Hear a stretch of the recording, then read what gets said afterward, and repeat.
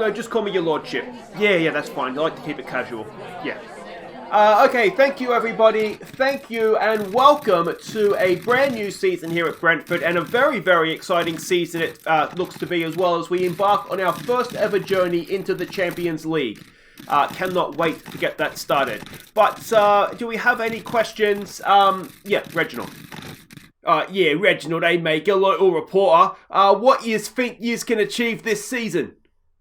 Yeah, look, it's going to be a tough challenge balancing, Premier League football along with the challenge of the Champions League. But I believe we have a good, strong squad. So we'll be looking for another top 4 finish in the league, and then we'll just see where our European adventure takes us from there. Now, you've made only 2 signings. Is that really possible? Yeah, well, look, the window isn't closed yet. But, we're in a good position now with our squad where what we want to do is just add some stardust to what's already a very strong squad. So, making a number of signings, that's not necessarily something that we want to do anymore. Now, you've got your UEFA Super Cup coming up versus Man U. Is that something you'd be taking seriously? Look, I mean, it's a good opportunity to win a trophy, that's for sure, but I expect we'll use it to experiment a little bit ahead of the, let's say, more serious European games. Hi guys, I'm Aussie and welcome to Season 6, Episode 1 at Brentford as we try and follow in Dean Smith's footsteps without much success, it must be said, but we're trying. And today we get the new Premier League season underway. We are away to Dean Smith's Nottingham Forest, speaking of the great man, and then we go off to some far-flung corner of Europe to face Manchester United in the UEFA Super Cup. And it's a nice game for us to have, something different, but we will be trying a new formation to test it out ahead of European football this season and see exactly if what I had planned is something that may be an option for us in those big European ties. But I thought we'd start by sort of quickly previewing the season. And you can see here our expectations for the year. We're expected to qualify for the Europa League at a minimum. At an absolute minimum, I would expect us to do that. I really do want to try and get back into this Champions League top 4 for next year. We're expected to reach the first knockout round of the Champions League. Now, because we won the Europa League, I believe we will be a top seed for the Champions League draw. So that should be something that's doable for us. But again, we'll have to see who comes out of the hat. Board expectations, there are no board expectations on the Super Cup. Reach the quarterfinals of the 2 domestic cups. That's what we've done last year at least. And I think we've done it most years, to be honest. Certainly since we've been in the Premier League. It is very much draw dependent though, isn't it? So we won't be able to sort of know exactly, it would depend on the draw. But let's have a quick look at the season preview here for the Premier League. You can see we're expected to finish 7th, which would be Europa League, I think. Well, no, it's UCL for this season, isn't it? So, we're in the top. It's a big 7 now. It's a big 7 in England, and Brentford has joined the party there. So let's hope that we can sort of defy expectations there and kick up into the top 4 again. The Media Dream Team. We don't have it. Oh no, we've got Matteo as a centre-back, which is interesting because he's never played centre-back in his life as far as I'm concerned. But apparently he is England's, the Premier League's second, one of the top 2 centre-backs. So that's interesting to see. But anyway, he's the only one. If we look at the key players at all the clubs here moving down, we've got a couple of shortlisted players there. Matteo and Feteya are the two World Cup winners, of course, if you saw last episode with the summer transfer special. They are expected to be our 2 key players. It's difficult to disagree with any of that, really. Any other... Arthur Zagre, of course, who we had at Leeds United, if you followed that series. And everybody else there. Carlos Salina, Leeds United legend as well, if you followed along with that series. You'll recognise that name. Jordan Harrison, don't recognise him, I don't think. And there we go, that's everybody else. Liam Miller, I'm assuming not that one. A Canadian. Okay, well, there you go. So that is how the Premier League is expected to shape up. Now, a quick sort of look at where we are as a club. We are a 4-star reputation, rich finances in the Champions League. Obviously, I'm the manager. Scott McKenna is the captain. Pickford is the vice-captain. Matteo is the key player. Sharon Backler, who was away on loan for this season. He is the hot prospect, apparently. And a quick update of where we stand off the field. We are expanding the capacity up to it'll be 25,000 seats. That is due to happen in the 11th of August, so in a few days' time. So for the first home game, we will be at 25,000 seat capacity. That, I think, is pretty much us maxed out. We've got excellent training facilities, state-of-the-art down-house facilities, good youth facilities, and we are currently upgrading those as well. Exceptional youth recruitment and coaching, which is good. We're a level 2 youth academy, so we'll try and get that up. But considering when we started, there was no youth at the club. I think we've done a good job in sort of kicking us up into where this club needs to be. So the training facilities are being upgraded again. You can see expectations for the year. Play attacking football, play possession football, play entertaining football. They don't ask for much, do they? Make the most of set pieces. Entertaining football, but make the most of set pieces. That seems kind of counterproductive, doesn't it? Play high-pressing football. Don't sign players over the age of 30. After we signed Rooney and Hamschick and a bunch of senior citizens, we haven't really done that of late. Work within a budget, which we always do. 2-year minimum contracts for first-team players. We've already seen what we're expected to do on the field as well. They're happy with the signing of Christian Erkinger. He is going to be a star for us. He will make his debut against Forest in just a minute. They're happy with the level of support in the squad. They're happy with the positive dressing room atmosphere. They're concerned about the Scott Quinn deal. We all are. That wasn't supposed to happen. And he got poached by Celtic. End of contract, if you weren't aware. And Luca Bacchio, I know Citizen Nev said he thought we should have got a little bit more for Luca Bacchio as well. I think we did okay to get, what did we get, 9 million for him, was it? 9.5 million. He was okay. I mean, he was good for us, but he was aging. He's on over 100 grand a week. We really did just need to get him out the door, I think. So, but obviously the board agrees with Citizen Nev on that one. Let me know what you guys think in the comments. I'm okay with it, but, I have been wrong before, and I will probably be wrong. I will be wrong again, let's face it. All right, so let's go and have a look at what we're doing here against Nottingham Forest. We are the favourites for this one. We have an okay record against them, 6 wins, 3 defeats and the single draw. As I said, this is Dean Smith's current side, so we're up against the great man. We can see our sort of career path where we're supposed to go. If we ever get to Villa, we will head to Huddersfield and then Forest after that. They're an attacking, passing style of play. Difficult to know first game of the year, but again, is it Chavez? I guess I'm not quite sure how you'd say that. I think they're Portuguese or are they Spanish? But anyway, they gave him a little bit of a thumping. So we can see here, attack down the wings. I mean, it looks as though they just was attack first defense based on that, doesn't it? You think the other team was told just to defend the penalty area? Anyway. Maybe a little bit narrow there defensively, so we might be able to get down the sides of them. But we can see their passing network, key passes. But ultimately, it doesn't mean anything because it was a friendly against what looks to be a fairly rubbish opposition. So this is the team, our first team of the season. It is Jordan Pickford. That is our goalkeeper. He'll hopefully have a good year for us. Michelotti is going to play left back for this one. Solid player he is for us as well. Scott McKenna, he is going to be obviously club captain, but also one of the centre backs with Soleil. I kind of picked the centre backs as a duo because we have left foot, right foot combos. So I think this is still our first choice. Scott, he gets the start at right back for this one, ahead of Bogle. I think Bogle could be better used as a wing back, and that's going to be our experiment against Manchester United. The midfield trio, it is the superstars that are, maybe you can even call these guys the Holy Trinity. Matteo as the deep-lying playmaker, Hannibal Mabry as the advanced playmaker, and of course Jake Rambleson as the Mazzella. Ndedi on support, he's the right winger. A first look at Erkinger, inside forward on the left. He is right-footed, of course. A model citizen wonder kid. He is the dream, isn't he? And there is an injury, a slight injury, nothing serious to Fete up. He's got a bruised leg. So rather than risk him, game 1 of the season, we're going to give Vassi the start up top. He's a good striker as well. So let's hope he gets the job done here for us. So we can see the way they're lining up, more or less as expected. They have Kevin Bonifazi. Well, there we go. Another one of the Leeds United legends. Is that Patrick Roberts? He's a good player as well. Moreles up top. So, I mean, they're obviously a decent team. But it's the sort of team, away from home, we really should be beating them no matter what. Bowen says do it for the fans. All right, we'll go with maybe a little bit of passion. First day of the season. Give the fans their money's worth. The away fans, let me specify, please, Brentford. Give the away fans their money's worth.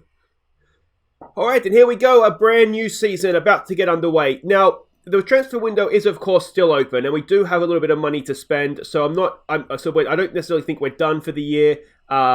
It was mentioned in the Discord, and there is a link to the Discord in the description, sort of discussing the summer transfer special. We might need somebody else at right back because we have Bogle and Scott, and that is it. And we know that Bogle is a little bit of a sick note. Erkinger with a corner here. Can we get on the end of it? It's headed away. Matteo should pick that up. Can we get a ball into the box? He loses out again, but does keep possession eventually. Here we go with Rambleson to Soleil. Soleil comes forward. Don't go too far, mate. You're a centre-back. Don't forget that. There we go for Rambleson. Back to Soleil. Back to Rambleson. Turns and shoots and over the bar. Or maybe was it wide? Possibly both. Yeah, so that's something we could look to do. I'm wondering if we could maybe upgrade on Farai as a central midfielder, though he is still quite good. The other one is maybe on the left side. Could we upgrade on Hudson-Odoi? Of course, we were so close to Jadon Sancho. We still can't really afford that. But yeah, it does make you wonder if maybe we could try and do something to get an upgrade on Hudson-Odoi, sort of a more out-and-out winger. We have Nassari who can play out there as well, but again, he's more of an inside forward than a winger. So that is just kind of what it is, I suppose. Here we go. Can we get a... No. Right at the end of the first half, and we are 1-0 down. We've looked a little bit nervous throughout, haven't we? Which isn't ideal. Let's tell them to calm down. I'm thinking the passionate do it for the fans was not the shout that we wanted. I'm not quite sure what Pickford's doing there. He's not even close to getting that. And yeah, first half stoppage time, we're 1-0 down. And it's not been a good start for us at all. All right, boys, let's say no pressure here. Let's try and fix the mistakes that we've done already. Build up a little bit of confidence here and hopefully see a lot better second half from us. Mattio's doing quite well. Mabry, let's not get you a second booking, please, mate. And Deddy, a little bit more from you, please, if we can. And do we want to change anything about the way we're playing here? Let's take it off, exploit the flanks. Let's maybe go the complete opposite and try and exploit the middle and see if that gets us anywhere here. Let's give it a get creative. We have the Wizard and we have Nassari on the bench as attacking options. If Mabry's not going to have a good day, then perhaps we need to look at bringing Farai on for him. Yeah, and just see what we can do here. We haven't particularly threatened them yet, have we? I wonder if we are playing a bit of a deep line right now. Well, that's not good, is it? All right. Let's go high line. Let's make it difficult for them to play through us and see where that gets us. Let's take it off overlaps. Let's increase the tempo and go a little bit more back to basics here. But we've not looked good, have we? It's not been a first game of the season to remember. Too much space there. That's probably the low line. The reason we did do that is that they score a lot of their goals from through balls. But I've perhaps got that a little bit wrong in hindsight. We've just looked nervous throughout, haven't we? Ndadi's not having a good game. All right, we need to make changes because it's clearly not working. All right, Mabry, you're not playing well. Off you go. Ndadi, no one's playing well up front, are they? All right, let's try you as a winger. It's not ideal, but let's just try it. The Wizard has a habit of popping up with goals for us, so let's get him on up top as well. And let's keep a sub up our... no, let's not. Let's get Bogle on for Scott, who's nervous and not playing well either. So a triple change. Let's give it a get creative, and let's hope that something does change here.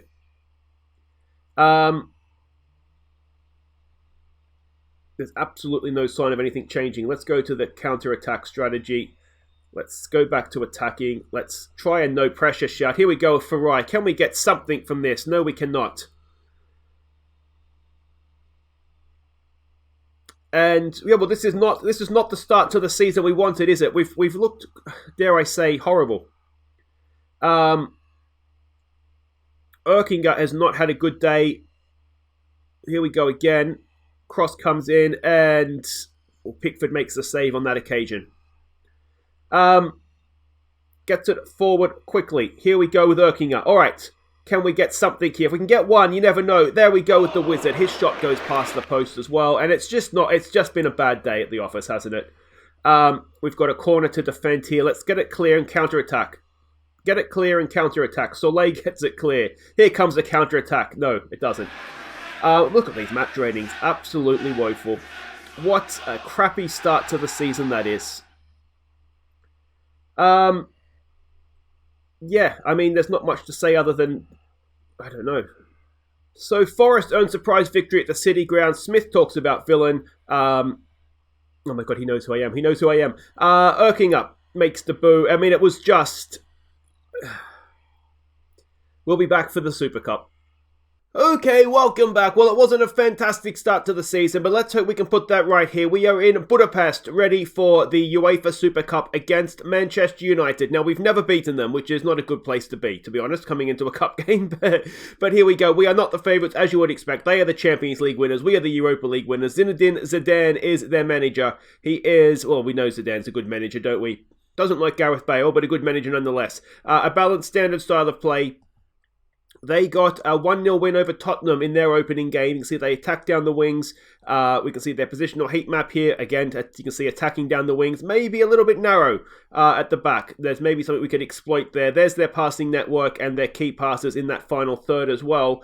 And this is a team we're sending out. Now, I said we were going to experiment, and this is what we're doing. I'm looking at this as a possible way to play against sort of the elite teams, I guess, in the Champions League. So this is a perfect opportunity to test it out, see if it works, and then we can make changes accordingly. So it's Pickford in goal. It's Pavlovic, Panzo, and Suisi as a back three. Bogle down the right. Vazquez making his debut for us. He comes in to play left wing back for this one. This is the role we signed him to play.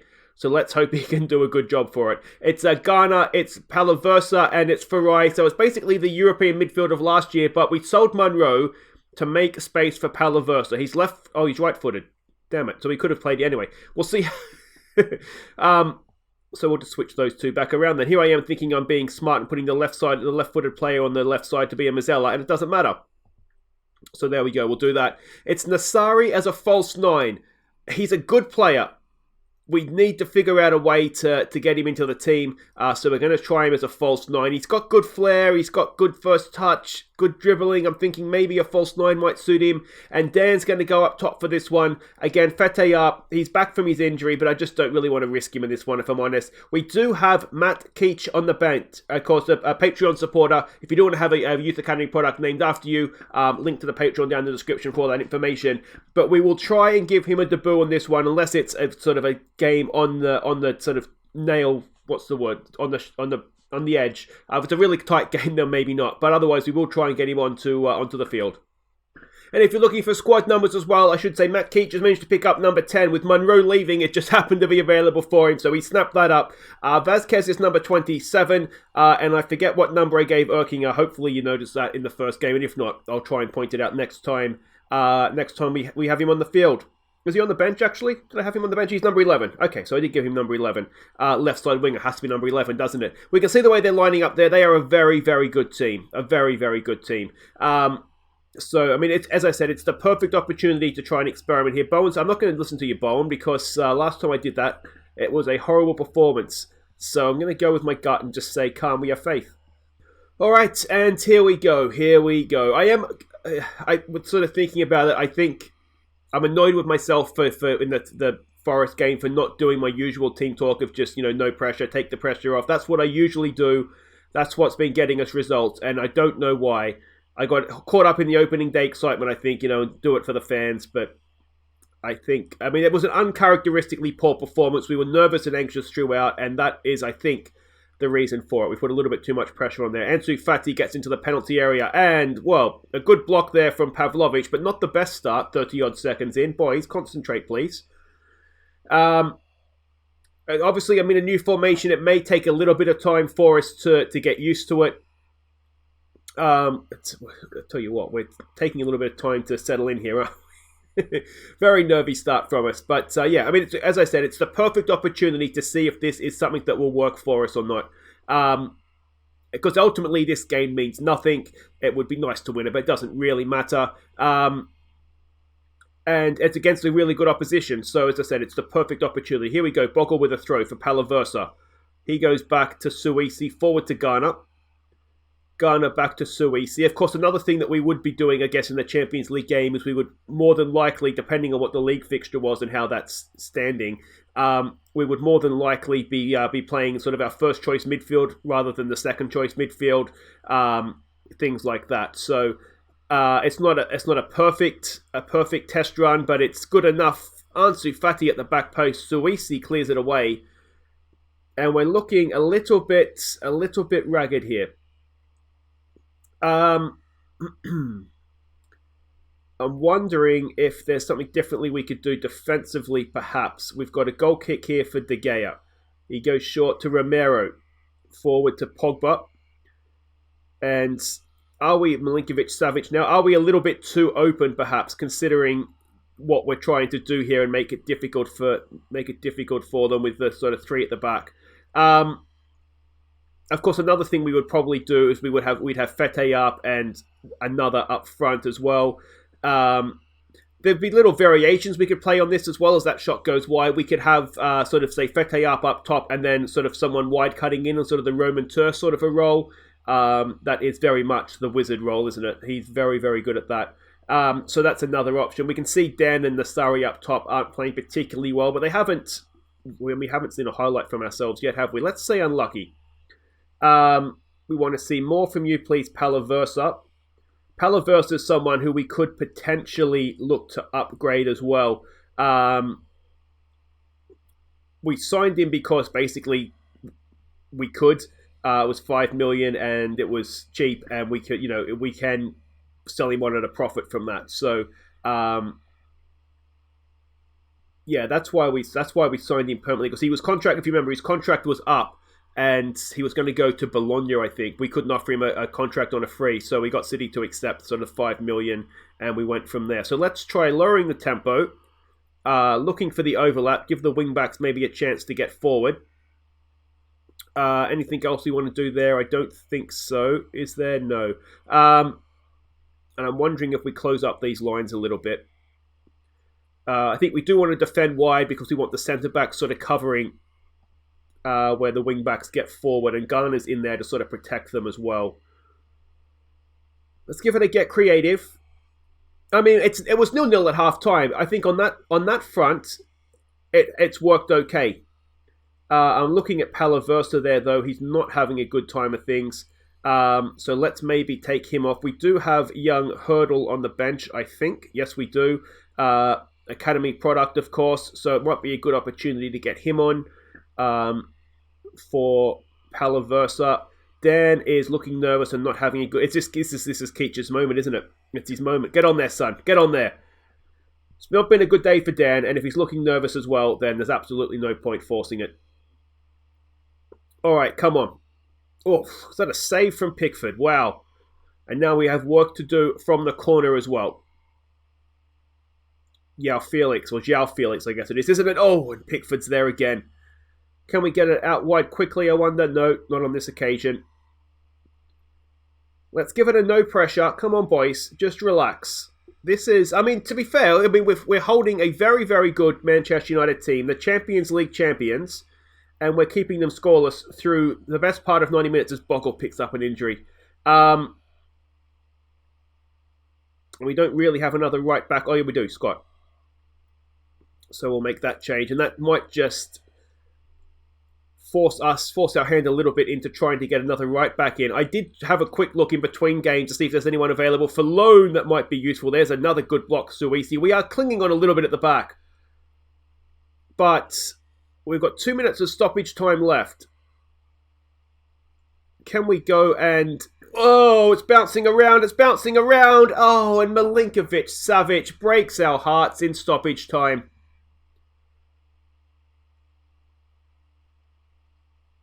It's cruel is what it is.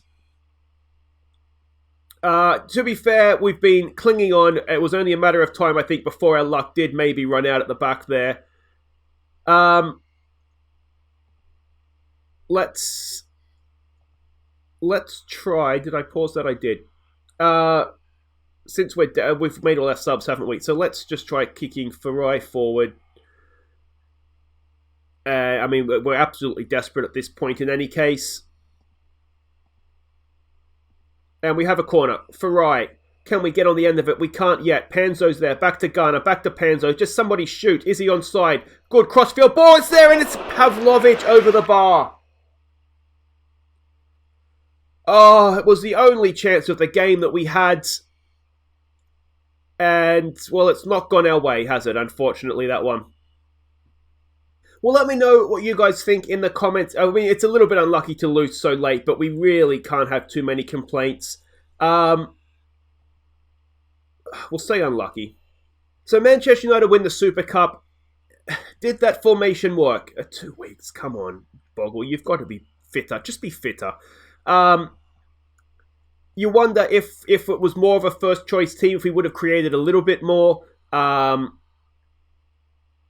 ultimately, we really didn't create much. But we were fairly good defensively. So yeah, it's a difficult one, that, but not the start to the season we were looking for. A 2-0 loss in the league, a loss in the Super Cup as well. And yeah, if you have enjoyed that for some reason, make sure you hit thumbs up. Subscribe if you're new. We'll be back next time for Spurs at home, and then we will start our first ever Champions League campaign against whoever that will be. I'll make sure I record the draw as well so we can see, who it is we're going to be playing against. We don't know yet, obviously, but that is for next time, guys. Until then, I've been Aussie Bell, and thank you so much for watching. Take care.